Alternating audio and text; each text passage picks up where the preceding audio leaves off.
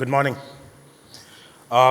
First of all, I would like to thank the Marias for organizing such a beautiful platform for restaurateurs to come together and to recognize the growing importance of the restaurant sector in today's time. So I would like to applaud this effort. So thank you very much.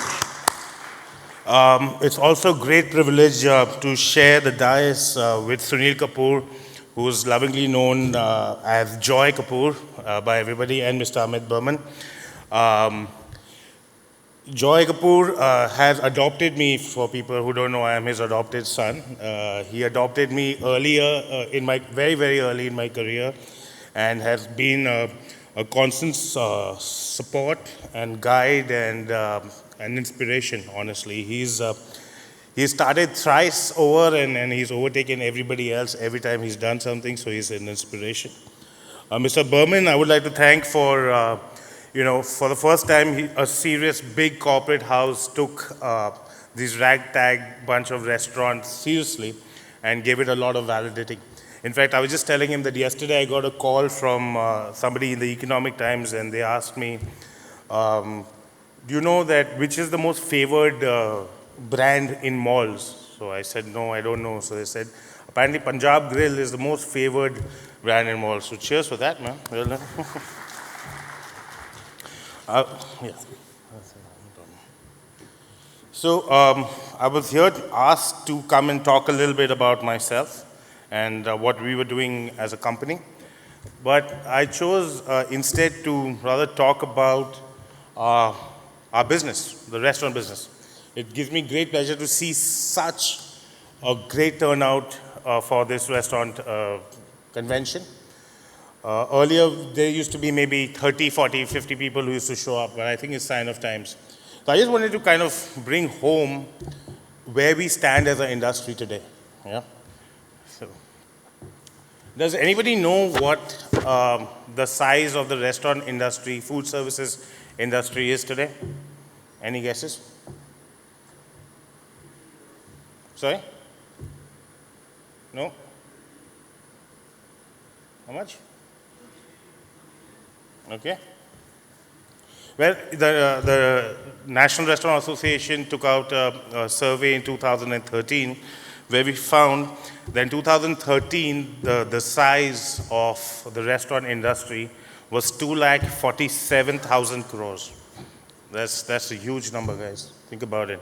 And it's going to be 2018, it's going to be about 4 lakh crores.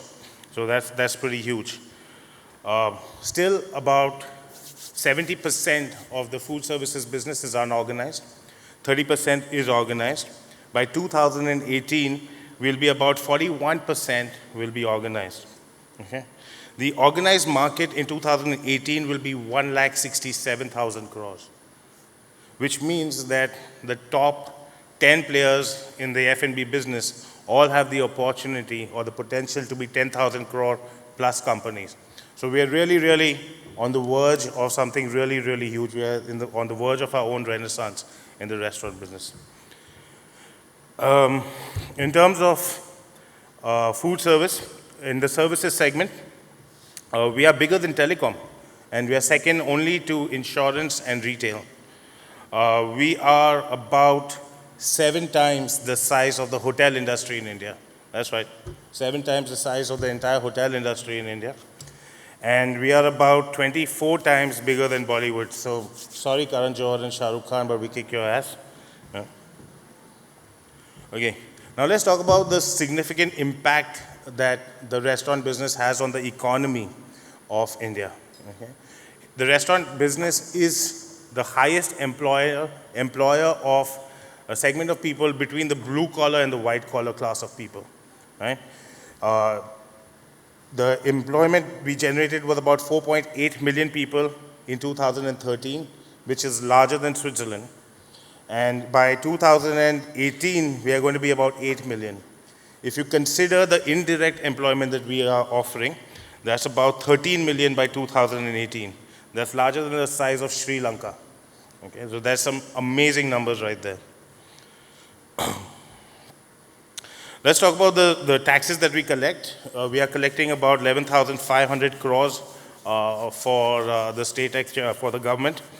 And because a large part of us are unorganized, we're not collecting as much as we should be. We think the potential to generate taxes for the country is about 26,000 crores if the organized sector is given more impetus. Right? So this is a serious business we're talking about here, and the government needs to sit up and take notice, and they need to actually push the restaurant business as infrastructure and not just a luxury. Because what we are really doing is we are providing employment, we are generating taxes, and we're creating microeconomies everywhere.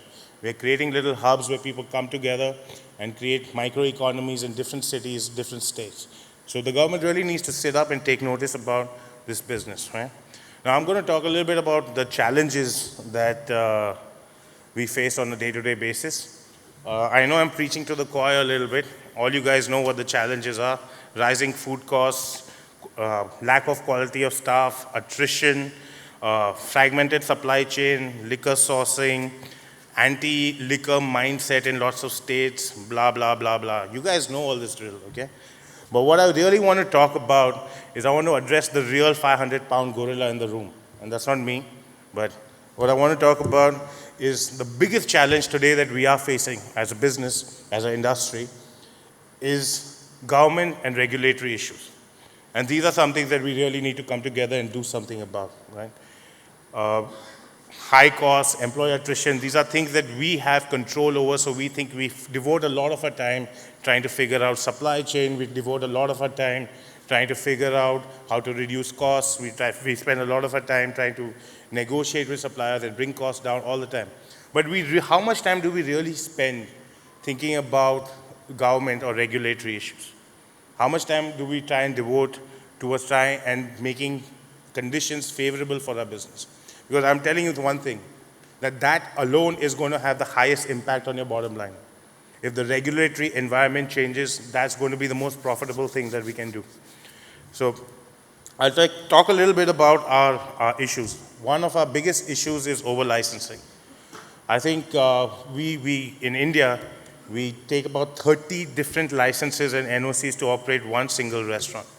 I mean, this is ridiculous. In places like Thailand, China, Singapore, Turkey, you need 5 licenses, maybe 4. Yeah? I don't understand why we are so heavily regulated. It just does not make any sense. What we recommend is that immediately there's a need to reduce licenses. Okay? The present system of licenses should become registration systems. You just go register yourself and you should be getting the license. There's no reason why a license should be denied. There's no reason why you have to keep going back every year to get a license renewed. Once you got a license, it should be deemed renewed for a period of 5 years, 3 years, whatever. Okay? And eventually, we all need to move towards a single window licensing. Our problem, unfortunately, that our issues and our governing authorities are all hyper-local. We have to deal with municipalities, and we don't come under one clear ministry. Yeah? So it's an uphill battle, but it's a battle that we are fighting on a day-to-day basis, and we think we're seeing the light at the end of the tunnel. Right? But what are we really asking the government to do? Okay, we are asking them to remove police oversight completely. You know that you need a police license to serve food, right? Why do you need a police license to serve food? Why do you need a police license to serve liquor? If I'm running a retail store, a 50,000 square foot retail store causing a nightmare, traffic, whatever, I don't need a police license. But I need one if I'm going to sell a sandwich. Is that a little weird to you guys? Do you find it strange? Yes? No? You all are happy with it? You all are happy with the police coming to you and going and standing outside and doing saab? You all okay with it? Huh? What?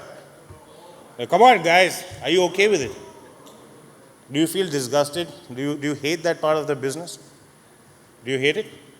I hate it. I can't stand it.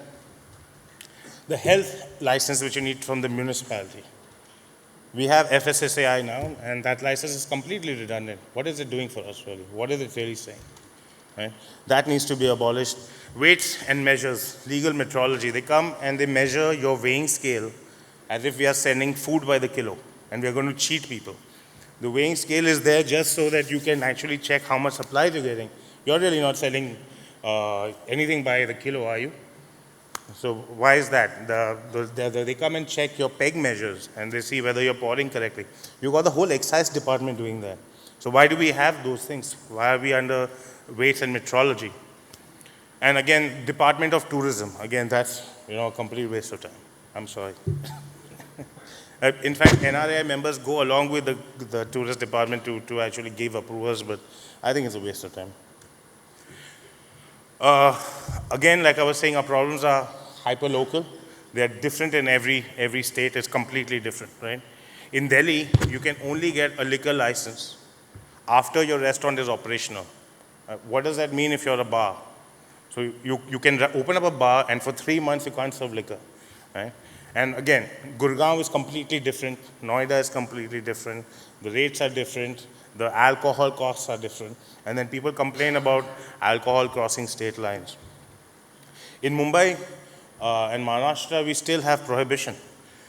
We cannot technically serve you alcohol unless you all have a liquor permit, which requires you to take permission from the government to consume alcohol for the preservation of your health, right? And it also mentions opium in there weirdly. I don't know what that means.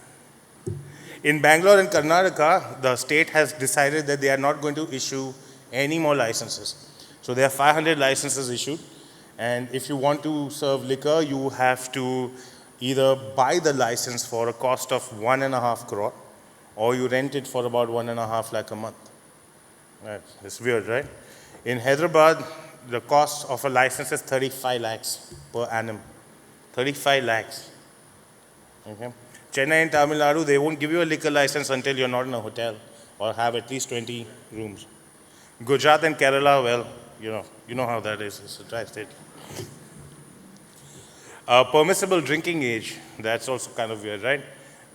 You have to be 25 and you have to be 18 when you get married. You can't have a drink at your own wedding. That's kind of crazy. These things are ridiculous. These things need to change. Again, use of open spaces. Today, we are not allowed to use open spaces which are pertinent to our restaurant. We have beautiful terraces, we have beautiful views, and we can't use open spaces. Cities are known for their cafes. Paris is known for its cafes. Italy is known for its cafes. Germany is known for its beer gardens. English people are known for the inns and taverns, with really, really maximize their open spaces and use them. And those bring tourists in, and they enjoy sitting up. Even today, in most of our restaurants, we manage, but we always see people loving to sit outside more than they like sitting inside. Sometimes I think, why did I spend so much money on interiors when people want to sit outside? But it's the thing. These things should be allowed and made legal. Other regulatory issues, we feel that the restaurant-based tourist hubs, you've got to only look at places like Cyber Hub just to see what kind of a microeconomy that has created and what kind of a boom that offers to tourists and what the tourist experience is in India. It's fantastic. Places like this should be promoted and pushed. Food trucks, again, is something that there should be a license for. People should allow it. Microbreweries should grow. We've been very successful in getting microbreweries into Delhi so far, and we hope to be doing the same for food trucks as well.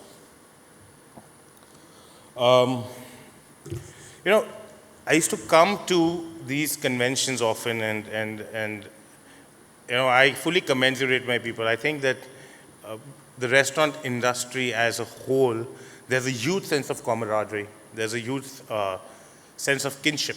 And I think, unlike other industries, whenever I go to Joy, he's very open with whatever. And anybody in the industry, we love sharing information. I think a sense of that comes from only we understand the kind of pain that we go through on a day-to-day basis. It's a very rewarding business, but at the same time, it's also very painful, right?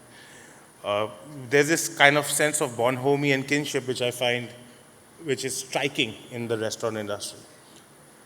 And every time I come to one of these things, most of the time, all we're really doing is we're cribbing about the government or the police or the licensing authority.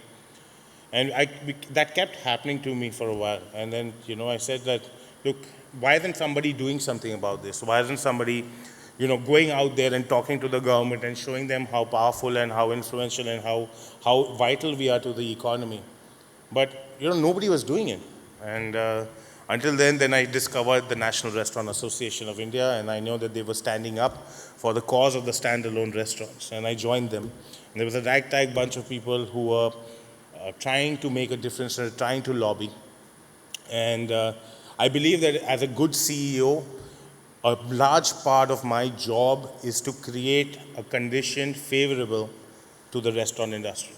Not just to create a great restaurant, but also create a condition in which that great restaurant will thrive, will multiply.